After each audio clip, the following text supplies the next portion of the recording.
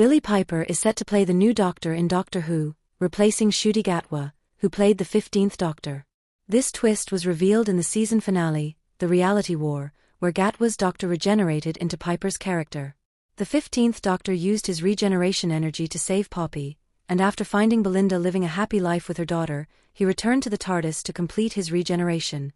As he looked out at the universe, he was met with joy, played by Nicola Coughlan, and then revealed his new form, Billie Piper's Doctor.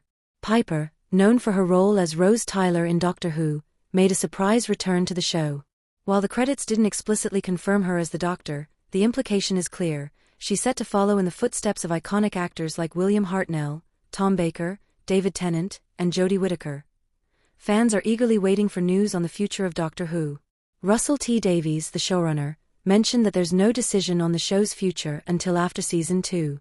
The news has generated significant buzz among fans, with many excitedly speculating about Piper's tenure as the Doctor.